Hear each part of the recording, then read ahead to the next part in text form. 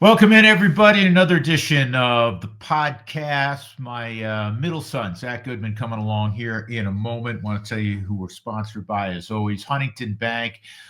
They're marvelous. As I've told you many times, they're popping up on every street corner, it seems like, in our state. And they're going to take wonderful care of you. They care about the customer, and it's one of the reasons that they're among the fastest growing banks in the country. And we're proudly presented by Huntington Bank, where banking just clicks. Try asterisk free checking with no monthly maintenance fee, no matter what. Colorado, it's your money, so keep more of it. Make the switch today at huntington.com/your money. Also by Stihl, STIHL. There's never a bad time to go shopping at stihlusa.com, because no matter the season, they have a product to help make your home, your property, as pristine as you would like it.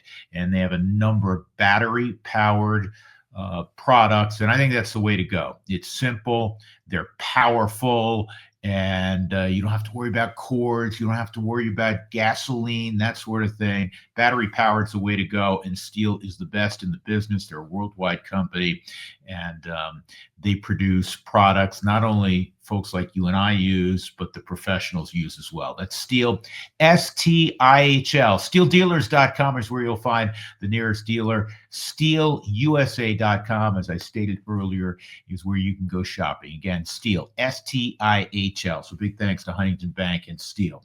All right, big week in football. It was also a big week in baseball here locally. We're going to get to that in a moment. And also I'm going to bring up a little while later the MVP conversation. It's all done now in baseball, specific to the American League and that interesting, battle between Aaron Judge and Cal Raleigh. We'll get to that in a few moments, but wanted to bring in my middle son, Zach, who is a broadcaster. He just finished his second year down in Amarillo after playing college baseball. The Amarillo Sod Poodles in the Texas League AA affiliate of the Arizona Diamondbacks. Buddy, good to see you, even though, truth be told, taking people behind the curtain, you are on just another floor of the house right now.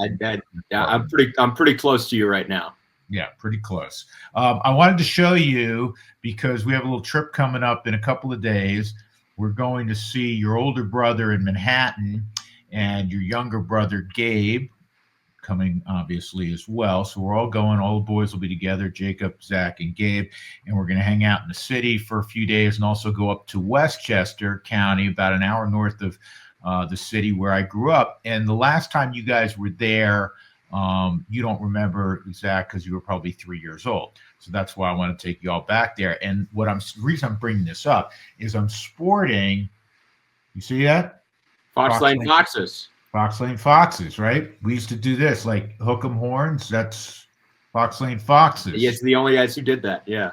Yes, we were power in the state of New York in a lot of sports. So it'll be good. We'll go to the old stomping grounds, glory days, that sort of thing, and you guys will be rolling your eyes at me, I'm sure, throughout the weekend. But it'll be fun. Yeah, it should be fun. I'm excited to see where you grew up. I'm sure you've already told this story on the podcast, the one where you visited your hometown for the first time in a while, went to a baseball game. That's a great story. I don't know if I ever did tell that story, so I'm going to tell it in Cliff Notes version very quickly. This goes back, I can pretty easily do the math on it. It probably goes back about 7-8 years ago. We were in New York, and I say we, the Rockies were in New York. Unfortunately, you guys weren't with me on this particular trip. You've been to the city many, many times, but you don't get up to Westchester because, time doesn't usually allow it. We're hanging out in the city during the day, going to Central Park, doing fun things, and then we go out to the ballpark. Typically, it's Citi Field. Every other year, Yankee Stadium, and so you guys have accompanied me back to New York many, many times. But I had an off day about 7-8 years ago, and I went up to Westchester to see my sisters, and I stopped by my old high school, and it was probably late May, early June, and I go by the high school, and there's a baseball game going on. So I'm like, you know what, I'll stop in and check out half an inning, see what it looks like. And there are a ton of people there. We're playing our arch rivals, Horace Greeley High School. And I also immediately noticed there's like and I'm not embellishing this, there's like 20, 25 scouts there at the game. And I'm like, wow, that's unusual for any high school game. Even if you go to talent rich Georgia or Texas, you don't see, that many scouts at a game. So now I'm intrigued. So I kind of take a seat. And in the top of the first, the game hadn't started yet. The catcher behind the plate for Fox Lane, my hometown school, the last warm up pitch goes to the backstop. So now he goes and retrieves the baseball. So he's about 40 feet behind home plate, and he throws the ball from there to second. So it's, as you know, you were a college catcher, it's about 160 plus foot throw.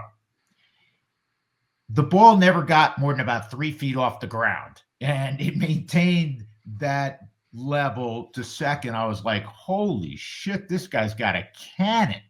So immediately gears run. I bet you they're probably there to see him. Oh, by the way, in the bottom of the first inning, the pitcher for Greeley goes out there to throw. And he's a lefty, and it's pretty clear he's throwing in the low 90s. So I figured that they've certainly come to see him as well. And that's what it turned out. They were the top 2 kids in the state of New York. The left-handed pitcher, the name escapes me right now, he went to the University of Virginia. The kid behind the plate, who had that great throw, hit a home run his first time up against that lefty. That was Henry Davis, who went to Louisville, had a great career at Louisville, and was the first pick in the draft out of Louisville. Now, Henry has struggled at the major league level, but I literally stumbled upon that, Zach. I was like, just, going to see my old high school, and they're playing a game. They could have been awful. They could have been playing a team that was awful, and we saw a high level baseball game with 2 kids who were terrific.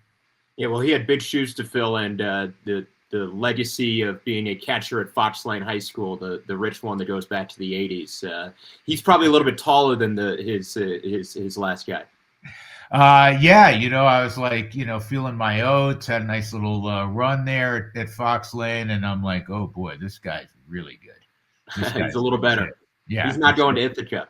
Yeah, this guy was pretty good. But anyhow, it was fun, and got to meet him and meet his parents after. I stayed for the whole game because it was great. It's great theater, and it was a good matchup. Fox Lane won, Henry Davis, and he ends up going again, ultimately first overall. And the lefty did nicely at Virginia until he got hurt, which we all know all pitchers get hurt at some point. All right, before we talk about baseball, I want to talk about what's on the mind of most people in our region after this weekend, and that's the great win by the Broncos, the walk-off Will Lutz field goal to beat the Kansas City Chiefs. They're now 9-2, which represents the best record in the NFL. What was your takeaway in watching that game?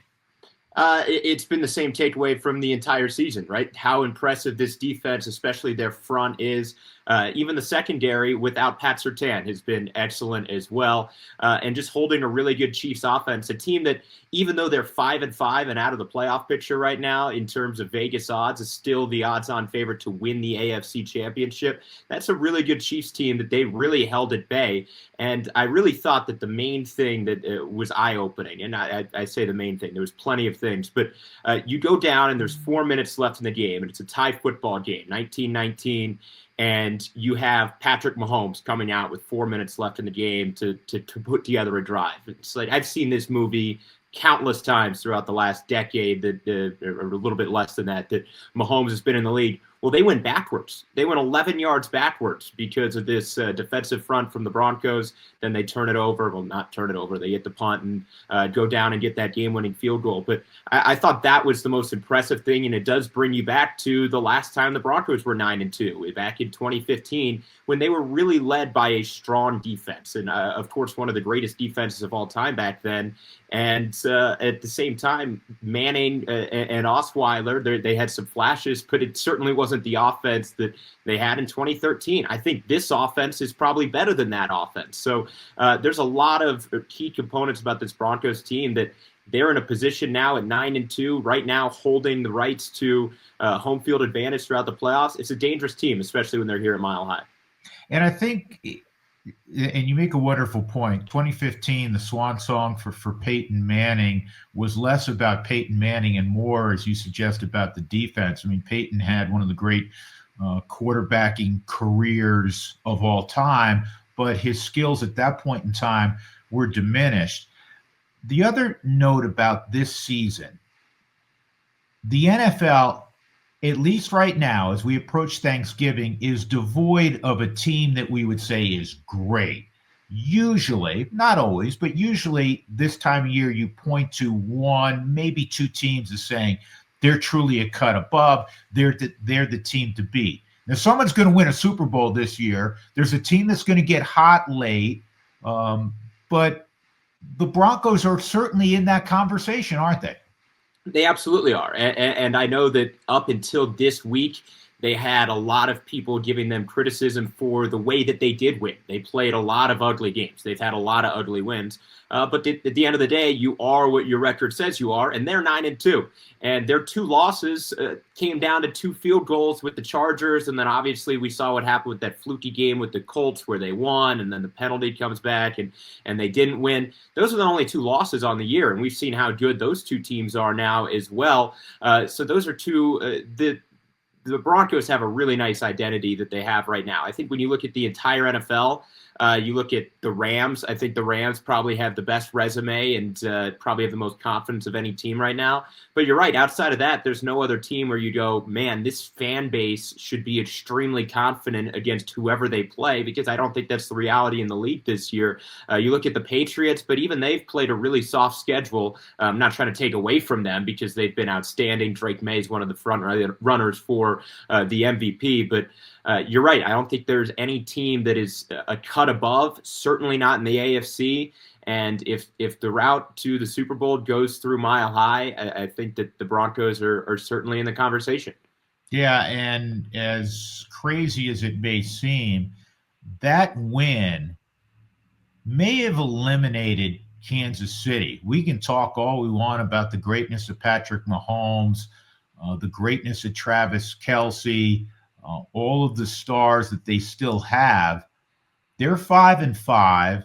They're not going to win in a tiebreak situation against several of the teams that they are competing with for maybe the final spot in the AFC. And they still have a pretty tough schedule going forward as well. That may have been the knockout blow. And in the interest of full disclosure, Zach, I thought it was going to be a good game. I thought it was going to be a competitive game score-wise, and I thought Kansas City was going to win based on the fact that they've been playing much better, they're healthier, and they needed the game more than the Broncos needed the game, which again speaks to the impressiveness, I should say, of that victory. Absolutely. And you look at what happened. Why have the Chiefs been great recently? You look at, there's a lot of reasons. They have a solid defense. You have the best quarterback perhaps of all time behind center.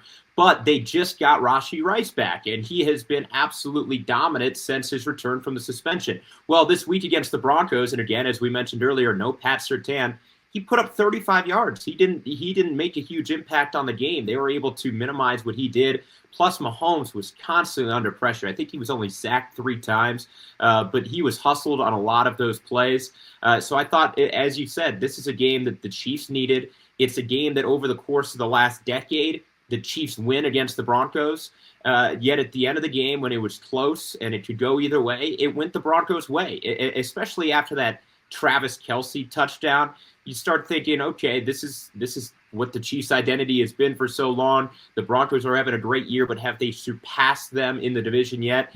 And the resiliency that they showed to go get that field goal. Then they got the 3-and-out where we already talked about it, where they lost yards, then go down, drive 60 yards down the field, that big play to Troy Franklin to eventually win it. That was a gutsy throw, and you can say what you want about Bo Nix and the struggles that he's had at certain times this year, but in the fourth quarter, when it counts, he has been the man, and that throw is huge right there. And he made a few different throws to Franklin during that game which were extremely high level, and I think that he's taken some criticism for missing some open receivers, especially on deep shots, especially the last few weeks. I didn't think that was the case against Kansas City, and I think at the end of the day, when it mattered most, he outdueled Patrick Mahomes, the greatest quarterback perhaps ever.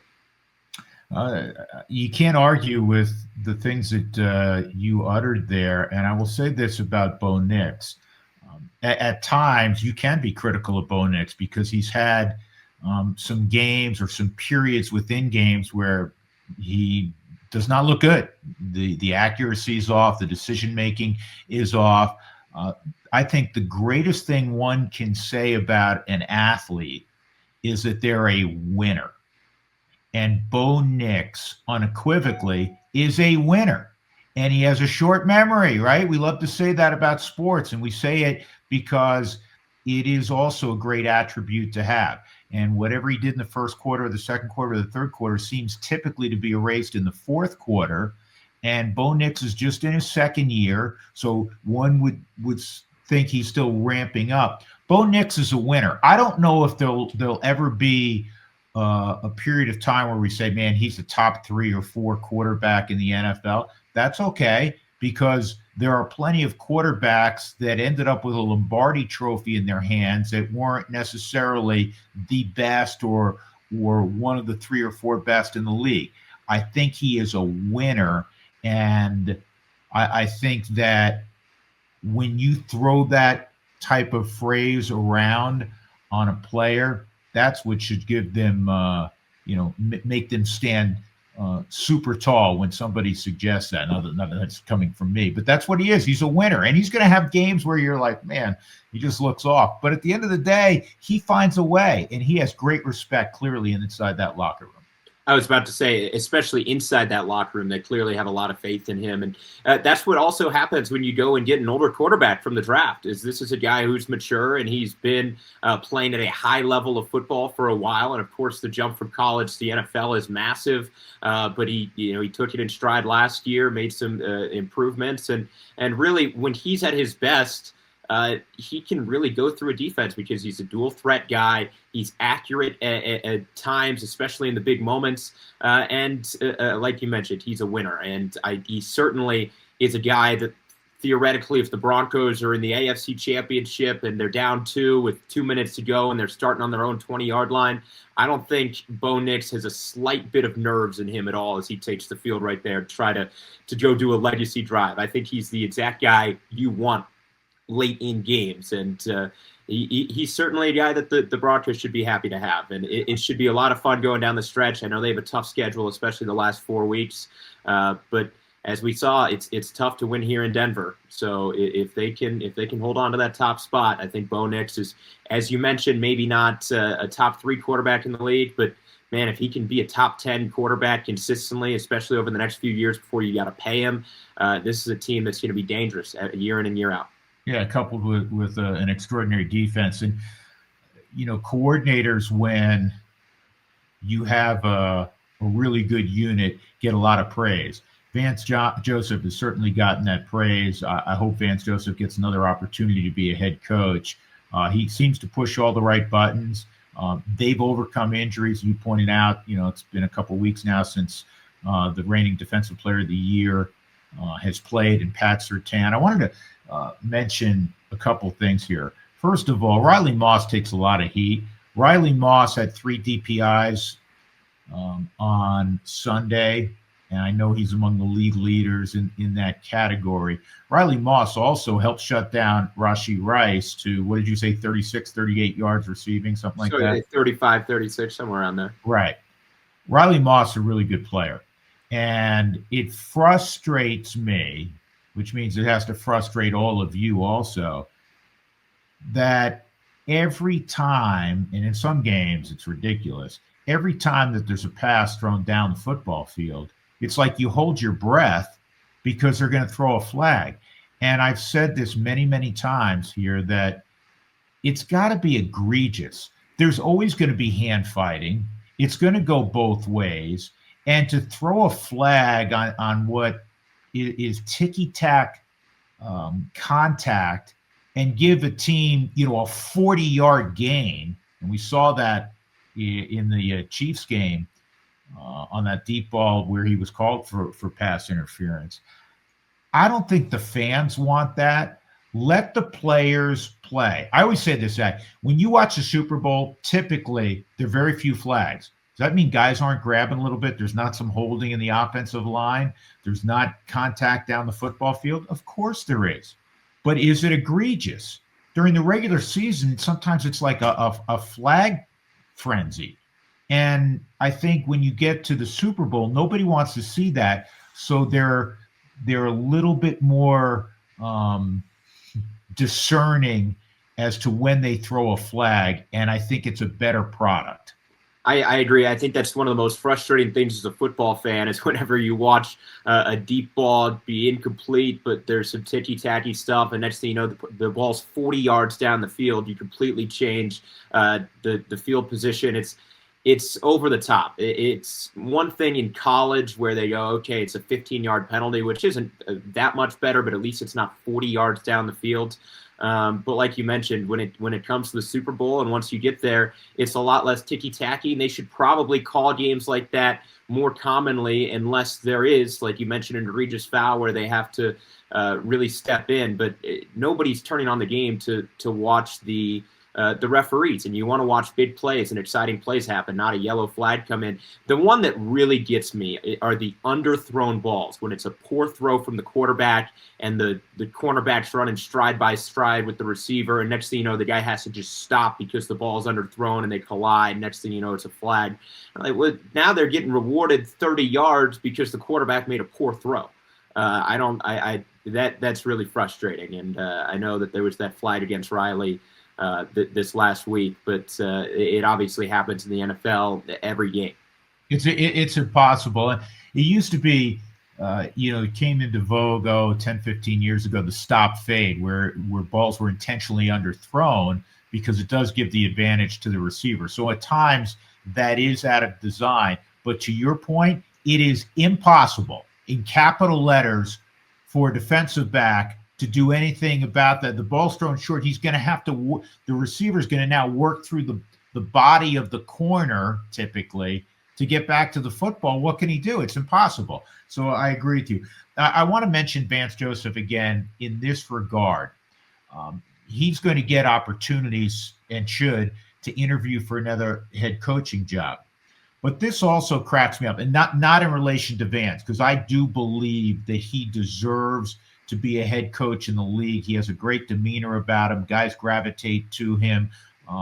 His leadership on that side of the ball is unquestioned.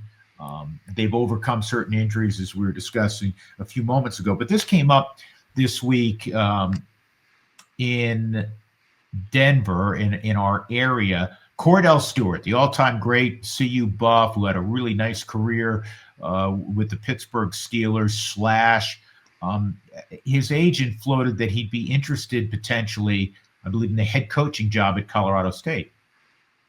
Well, Cordell, who I have immense respect for from afar, has been evidently, from what I was reading, that he was for 1 year a high school offensive coordinator, and that's it. Well, let's be serious now. You can't jump from that, even though he played in the NFL and was a great college player. We understand those things. You can't jump from that typically to becoming a head coach at a Division I level. There's just so many things you don't know about, even though you played, even though you were around it. So that in itself is ridiculous. But it also got me thinking, I'm an unabashed New York Giant football fan. They're looking again for the umpteenth time in the last 15 years for another head coach. And you'll see this because there are going to be a number of jobs open in the NFL, right? In addition to college.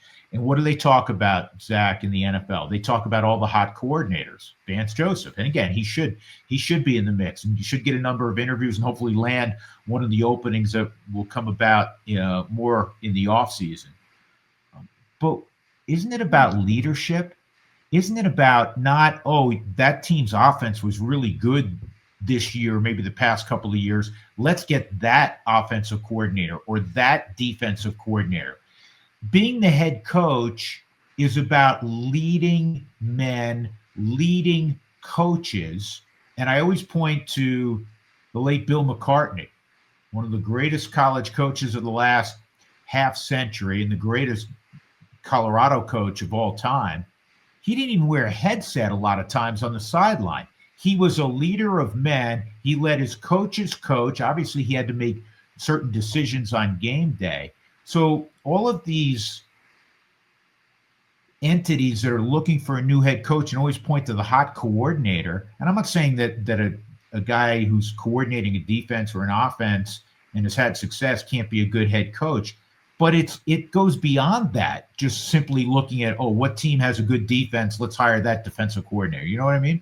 I completely agree. And when it comes to both the NFL and college, specifically in college, I think that head role, obviously the knowledge of football is extremely important, but it's how you can lead men. You're leading a group of 53 adults, 53 alphas who have worked as hard as they can to get into the place that they're at. It's not an easy role to lead those people and have the respect of all of them and get them to put their best foot forward for the team if you're just a guy who knows the X's and O's. So I think that there is the right mix to it, especially at the college level, where now it's so much about recruiting and who you can get in the building. And then once they are in the building, what kind of program and what kind of demeanor is your team going to have? And there's so much of that goes way beyond X's and O's. And when you look at, you brought up the Giants, Brian Daboll, and you and I are not in the room. I can't speak to the leader that he is necessarily, but this guy was a guru. He was the quarterback guru that made Josh Allen, as they said, and they had a great first year. But you look at Daniel Jones and how he was for the last 2 years under Brian Daboll, and he really struggled. Well, he goes to Indianapolis, and all of a sudden his throws are on time, and he's one of the better quarterbacks in the league. So you go, what was the issue there? Because clearly, in terms of X's and O's, it wasn't the issue with Brian Daboll because of what he did with the Bills before he moved over to New York. So, of course, you're going to have to find the right mix of a guy who knows what he's talking about, but also you have to have command of the room. And I think that you see that with McDaniels down in Miami. They had a good couple of years there, but eventually, even though he's an intelligent person who's put together some good seasons there, he's clearly lost the room a little bit. And I think that can happen in really anywhere. Yeah, well, I also look at a guy like Curt Cignetti. So when Indiana was looking for a new head coach, they hired a guy who was a head coach having success at a slightly lower level, James Madison University. They didn't hire, the offensive coordinator at Alabama or the defensive coordinator at Oklahoma. And again, it's not suggesting those don't work, but if you can lead at whatever level, chances are, whatever the next stop is, you're going to be able to lead as well. All right, I want to segue to baseball, something close to to our heart. We both went down to last week's press conference, officially welcoming, if you will, and announcing from the Rockies' perspective their new president of baseball operations in Paul DePodesta. What were your initial thoughts in taking that all in? And for those that may have missed it, on the podium naturally was DePodesta, and he was flanked on his left by Dick Monfort, who's the CEO and principal owner, and on his right, the new vice president executive vice president of the Rockies, a guy who's been there for a long time, and obviously one of the sons of Dick, and that's Walker Monfort. What was your takeaway? Well, I thought it was an introduction not just for DePodesta, but also for Walker Monfort in a public way. Of course, he got named in the middle of the season to his new role. And obviously, there's a frustrated fan base, and they addressed that during the press conference as well. But that was his first opportunity to really speak to the fan base, and I thought he did an excellent job. I thought he addressed that there's frustration. He says they're frustrated as well. And the one thing he promised, he didn't promise that they're going to, be some great team soon, and this was with Paul as well. But what he did promise was progress, and I think that as a Rockies fan and somebody who has cared about this team ever since I was a kid, obviously with you doing what you do, that was really good to hear. There's nothing that can be said at a press conference that's going to change the fact that they had 119 losses last year and that they have to build from the ground up. But I think everything that possibly could have gone well at the press conference went well. It could not have gone any better. And when you listen to what Paul had to say, I think you're looking at a guy who's, one, extremely intelligent. That is very evident by the way that he speaks. Every single answer that he had was well thought out. It was almost like a politician where if a tough question was asked, he was able to navigate it without implicating himself. But at the same time, politicians give no, they're able to speak about something and not give an answer at all. He was able to walk a fine line, but also provide an intelligent, thoughtful answer of to how this company and organization is going to move forward. And I thought that was really important, as well as the fact that just listening to him talk, and as a guy who is the leader of the baseball operations, he's a guy who I thought, man, I would like to work for him. He's a guy who looks like he would listen to what I have to say if he's putting me into a position, theoretically me. But whoever he does put into a position that he trusts, it sounds like he's going to listen to them and he's going to discuss with them. And he just seems like a guy I would like to work with. And that's before you work for, not with, well, with as well, but work for. He seems like the perfect guy to be heading up this operation where this club is at in their history right now after 3 straight 100-loss seasons. And, of course, the historically bad one last year. I think he's the perfect guy with the background that we all know about to take over this organization and the direction of it. Yeah, if you're keeping an open mind, and this is not to come across as somebody wearing purple sunglasses, the Rockies, as you suggest, just lost 119 games. You can't wipe that out. In the 2 years prior, they lost more than 100 games. What I took away, number one, is, yes, it's a press conference, but it also, for me, marked a significant change in how the Rockies want to move forward. And they understand, and I thought Walker was very candid in saying, we own where we are. We understand where we are. We understand, as you pointed out, the anger, and we're upset also. And it's not about words, as he said. It's about actions. And our first move, among many, he pointed out, was the hiring of Paul DePodesta, and that's how he kind of handed it off to Paul to make a statement and then answer questions. And for me, for a club that has been accused of being too insular over a period of time and doing things their own way, this was a moment where they're taking a step forward and saying, hey, we are changing how we're doing things, how we're going to go about things.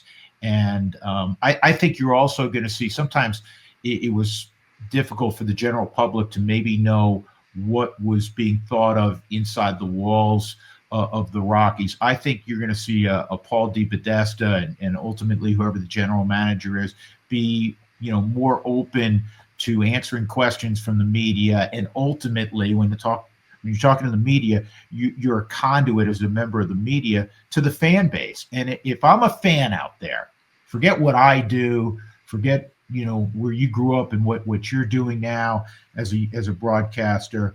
I'm excited because this looked like a transition and a big step in the right direction. Now, we all know you got to win games, and it's a process. It's step one, but I thought it was a terrific first step. Yeah, and he didn't pretend to have all the answers. And quite frankly, because of when he was hired and had to do the press conference, I don't think he had a chance to really develop exactly what he wants to do yet. But what he said is, I'm going to go evaluate this organization and see what steps I could take to make it better. And they just announced, whether it was yesterday or the day before, we're recording this on a Tuesday, that there's going to be a lot of changes throughout the Rockies minor league pitching staff in terms of the coaching staff on that side. And I think that's so important in the game of baseball, is that development has to happen, especially when you're a mid-market team. You have to be able to develop at a high level, especially when it comes to pitching and you're pitching at altitude. You're not going to be able to go get the high, big-name free agents to come to Colorado. They just don't want to if you're a pitcher. So you have to be able to develop them. And quite frankly, they haven't developed pitching well enough over the course of the last decade plus. So I think changing that up is going to be something that is needed, and we'll see what happens. Who knows if it's actually going to work, but I think that the change is the main thing that Rockies fans are excited to see, and I think that it is something that had to happen, change. I think that we're going to see that as well. And when you look at Coors Field, and there's no question that I think what Coors Field does and playing at altitude, especially in the sport of baseball, specifically in the sport of baseball, it creates the biggest disadvantage of any team in any sport when you go on the road because of the different pitch movement, the pitchers having to deal with their pitches moving differently, the spin, the grip, all those different things, plus just the body fatigue of going from altitude and back.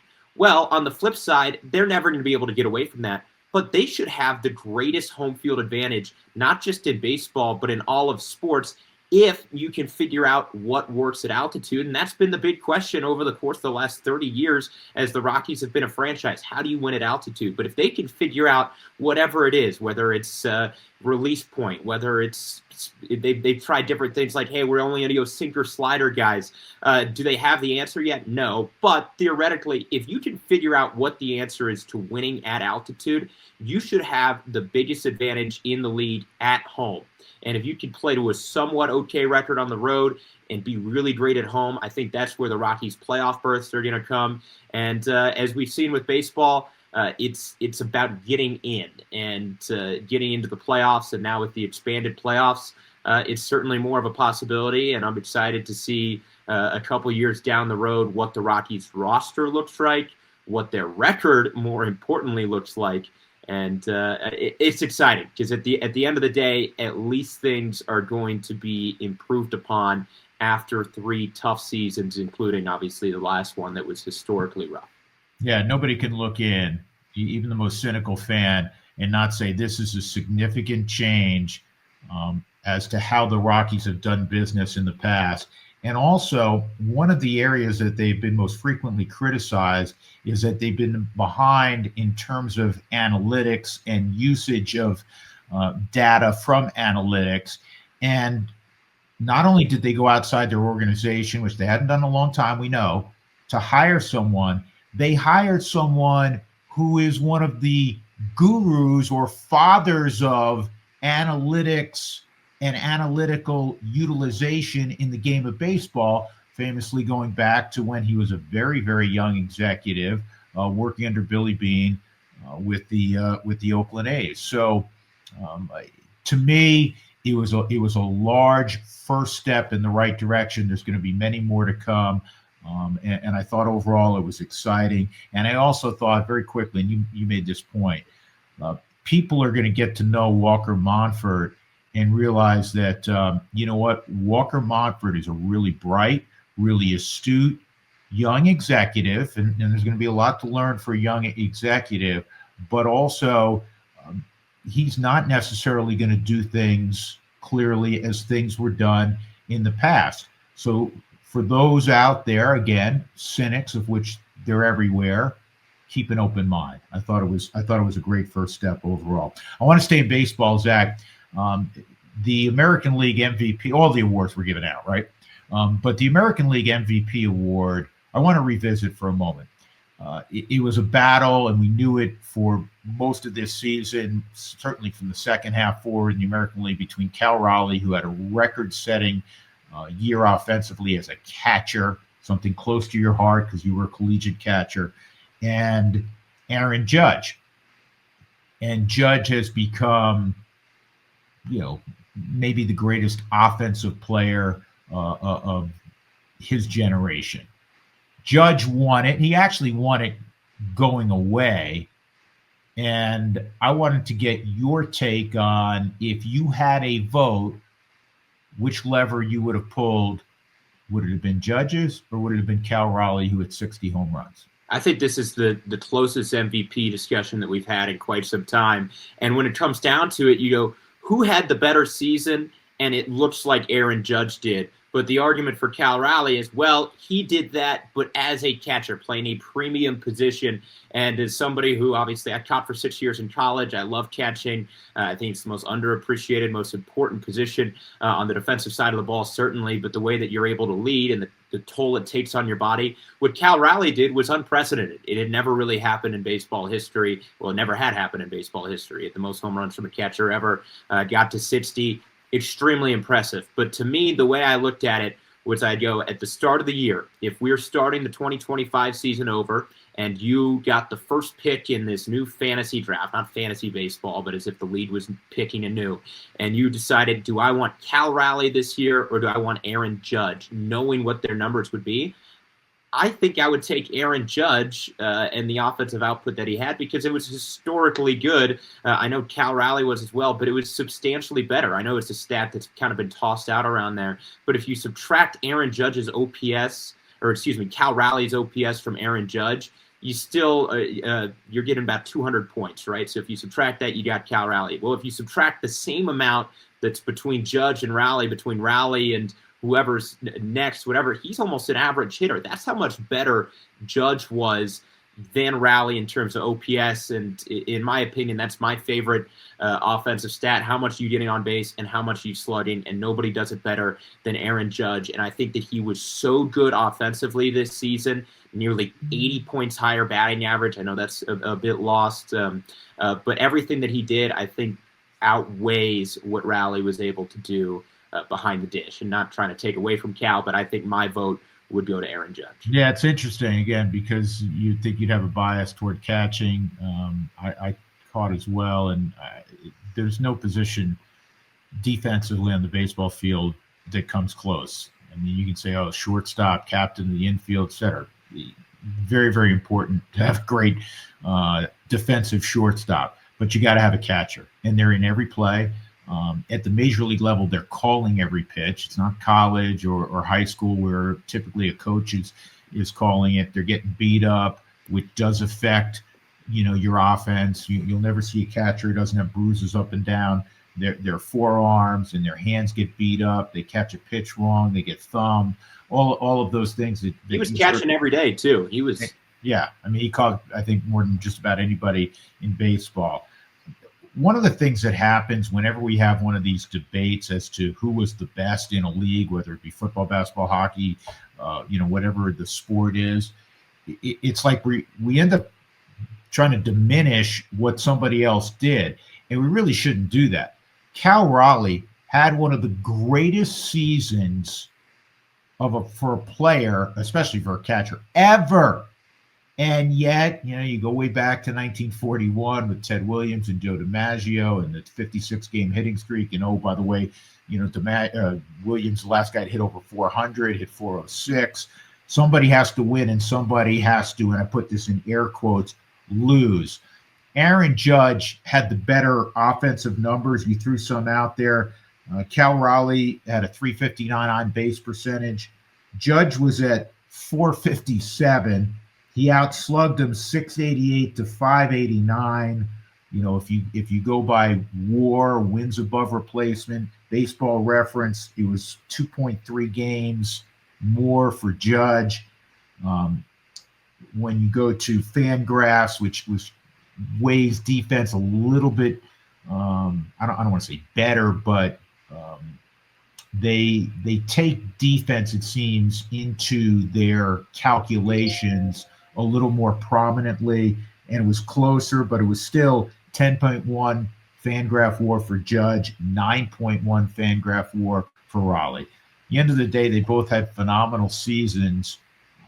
Aaron Judge's year was remarkable, and for Yankee fans, I know they didn't end up in at the top of the heap, but Aaron Judge took that into the postseason. Remember, he was criticized a year ago, Zach. Aaron Judge was phenomenal in the postseason this year. The home run that he hit, and I know they didn't end up winning the series, but he got 101, 102, a solid 6 inches in on his hands, and he somehow kept that fair and hit it out. It was one of the best swings I've ever seen anybody take, ever. And some of his teammates echoed that after the game. There's one guy on the planet who hits that ball out, who maybe even hits that pitch, and it's Aaron Judge. I think he has a chance right now. I think it's Albert Pujols, but he has a chance to go down as the greatest right-handed hitter ever, and maybe at his peak he is the greatest right-handed hitter of all time. So it's special that we're watching both those guys play in the league right now. And as you mentioned, you shouldn't take away from what one guy did just because he had another guy in his league at the same time put up another historic season. But what Judge did this year, I think, was substantial enough. When you're 100 points higher in both on-base percentage and slugging percentage, and you look at the grand thing, I think it's Judge. But again, what Raleigh did this year, I don't think we'll see replicated for a long, long time, especially at the catching position. Yeah, and oh, by the way, we didn't mention this. He's a switch hitter, and it's the greatest home run total for a switch hitter also, switch hitting catcher. So, hey, hats off. Every hat is off to him. Before we get on out of here, something else very close to your heart is hockey, and specifically the Colorado Avalanche. They're off to a phenomenal start. In fact, as we speak and tape on this Tuesday, they've allowed the fewest goals in the NHL, and they have scored the most goals in the NHL. This is one of the two greatest starts for an Avalanche team in their history. We all know that it's Stanley Cup or bust, and what a wonderful thing to be able to say for a team going into a year, and that's been the case the last several. They do have one Stanley Cup, as we know. It's the same thing for their co-tenants in the Denver Nuggets. It's win an NBA championship or bust because they have that kind of roster.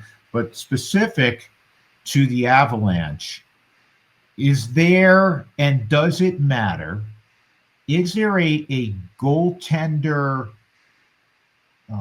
issue right now in that who's your number one, and does it really matter? Because coming into the year, Mackenzie Blackwood was looked upon as a number one. He had some injuries. He's only started 3 games, again, as we tape today. And Scott Wedgwood, a veteran number 2 or 1B, I think is a fair way of assessing his career. He is among the best in the league right now, statistically, and leading the Avalanche, and he has played 90% of the games thus far.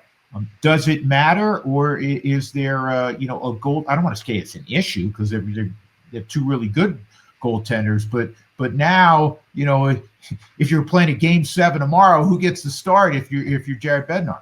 So it's funny you mentioned issue earlier, and I was like, that's an issue that every coach in the league would kill to have, right? You have these 2 really good goaltenders, and Wedgwood, was the quote-unquote 1B guy coming in. And I still think that Mackenzie Blackwood is their 1A goaltender. I think they're both really good. Blackwood's numbers haven't been great. He's only played 3 games, but he also has been injured. And it's tough, especially as a goaltender. And if you're the Avs, you can't move away from Wedgwood right now. You got to keep rolling with him. But to find some consistency in play, especially when you've been out for a while and you're not seeing a lot of rubber on net because you're, 1, playing for a team that dominates puck possession when you're out there. But 2, he's also only played 3 times so far this year. And I think you see almost the same thing with Gabe Landeskog. Obviously, it's much different. He missed 3 years compared to a month or so. But it takes time to get acclimated. You need to keep playing at the highest level of the sport. And there's no other way to replicate it than when you're actually on the ice. So I think as Mackenzie Blackwood goes on throughout this season, he'll continue to get better and better. There's just too much talent. We saw what he did last year and what he's done throughout his career. And I think what it eventually will turn into is, if this stays the way it is, if Wedgwood continues to play at this level, and I really do think Blackwood will pick it up, when the playoffs come around, I think it does honestly give Bednar a bit of a decision, because if certainly they were playing right now, I think you have to go in and say, we are going with Wedgwood. But I also think that if it comes down to it in the playoffs, you can kind of just roll whoever the hot hand is. And especially if a guy is struggling a little bit, you can turn to a different guy. And we saw that with Pavel Francouz, when Darcy Kemper went down in the playoffs. I know it wasn't a coach's decision just to scratch Kemper, but he was dealing with the eyesight issues, and you put in Francouz, and he was perfect in the playoffs for them. I think that Wedgwood is a perfectly capable goaltender of winning a Stanley Cup behind this team. So I think they both are. So I think that really it's not an issue at all. I think getting them both good playing time is going to be maybe the biggest issue this year, is to make sure that they're both feeling good and they're both getting consistent enough play time. But this is such a fun team to watch. This team has so many similarities to that 2022 Cup team, where it feels like every single game they play, they're outscoring they're outshooting, well, outscoring obviously, but outshooting their opposition by a large margin. It feels like even the games they lose, they're outplaying their opposition. I thought they outplayed the Bruins in their one regulation loss. I think they've been the better teams in the majority of their overtime losses. And this team is going to be fun to watch, and I'm excited to see how it all turns out. Yeah, I'll close with this. It's a subtle thing because statistically, the numbers right now are not overly impressive, but the consistency in effort and performance, which you were just documenting, I attribute that to the fact that Gabriel Landeskog, who for me, and I've been in this town for 40 years, is the greatest leader in any of the four major sports we've ever seen. And again, that's not to take away or diminish some of the other great leaders that have worn a uniform in our city. But Gabriel Landeskog, for me, is number one. And the fact that he's on the ice every night, and he's playing 13, 14 minutes. And again, as I said, the stats, he keeps getting goals taken away, we know. But it's more that, hey, this is how we are going to play. And they've played at such a high level and been consistent. And I think that has everything to do with that the captain is out on the ice every night. And there hasn't been a dip in performance or effort. We know when they bring their A game, they're as talented as any team in the league.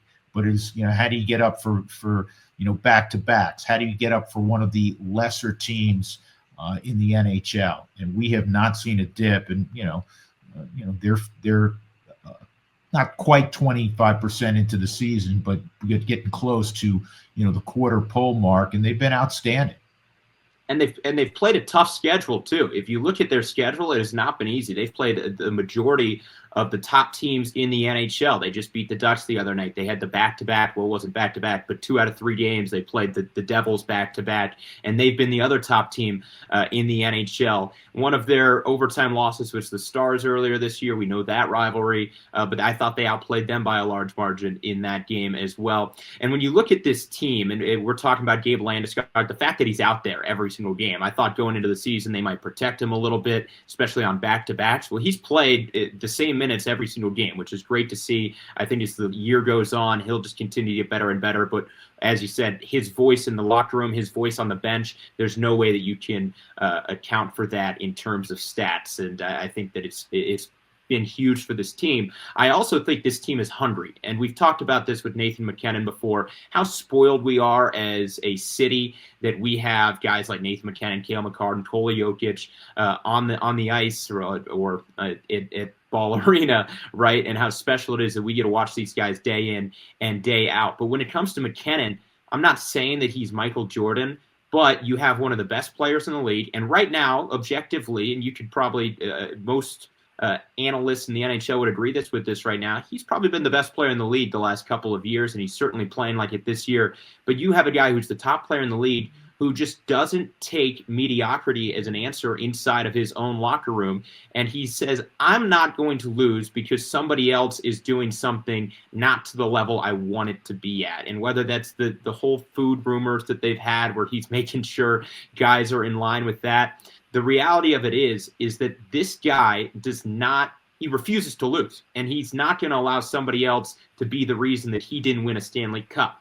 And this team has a very similar feel to the 2022 team in the sense that in 2021, they had that really upsetting loss against Vegas where they went up 2-0 in the series. They dropped 4 straight, and MacKinnon dropped the line. I've been in the league for 8, 9 years, whatever it was, 10 years, and I haven't won shit. That's what he said.